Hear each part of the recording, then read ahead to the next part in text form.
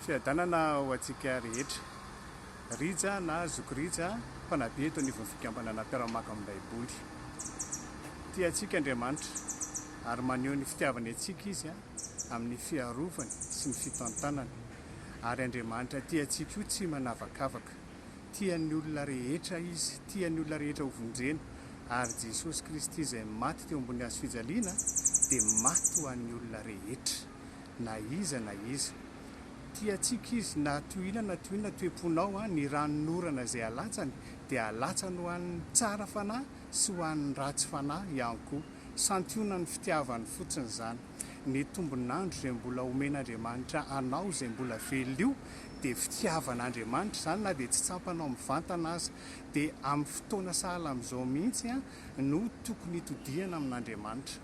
Maro ny zavatra mety hoe mampangery manodidina ny fiainantsika, mety mahakasika antsika ireny, mety tsy mahakasika antsika akory arakaraka ny toerana misy antsika. Maro ny zavatra renesintsika, loza, zavatra maro isan-karazany izay mety hoe mampiorikoditra dia voalaza ombenombeny fa fambara zavatra ireny. Na ahoana amin'ny androm-pahavelomanao dia manan-karena ianao, manana minitra ianao, manana fotoana ianao ahafahana mitodika amin'Andriamanitra. Andriamanitra miala nenina, izao Andriamanitra ao ambony ao izao dia Andriamanitra miala nenina amintsika. Raha mbola velona koa ho Jehovah, tsy sitrako ny hafatesan'ny ratsy fanahy, fa ny alan'ny ratsy fanahy amin'ny lalany mba ho velona izy. Koa miala amin'ny ratsy ianao, nahoana moa dia ho faty ianao, nahoana tokoa moa no mifidy ho velona ianao.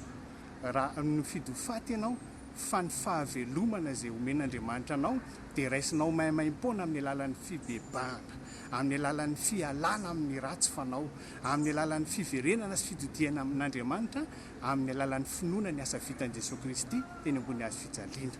Dia amin'izao fotoana henonao an'izao hafatra izao, tiako mihitsy ianao manapa-kevitra tena hoe hiverina hibebaka amin'Andriamanitra. Aza mangataka fotoana fa raha mbola misy ny atao hoe anio, dikan'izany tena mbola anio, mbola velona ianao zany. Fa izany koa arany amin'ny 29 volana ho avy izao dia tena misy fiarahana, fanehoana an'izay le tena zavatra misy marina ao anatintsika izay.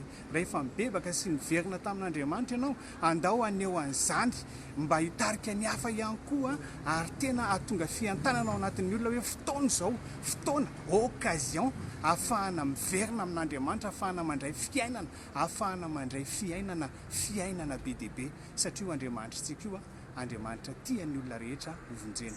Dia misy hetsika izay ataontsika, hetsika ihany ilay izy ivelany dia azo atao ohatran'ireny hoe fombafomba ireny ihany. Fa ho anao kosa raha mandeha an'izao hafatra izao, andao tena hiverina hibebaka amin'Andriamanitra. Amin'ny alalan'izany fihetsika izany dia karazana topo ho antsika, kanefa koa amin'ny fotoana ohatran'izao mihitsy ny andrenesanao an'ilay izy dia mitodia amin'Andriamanitra fa miandry ianao izy.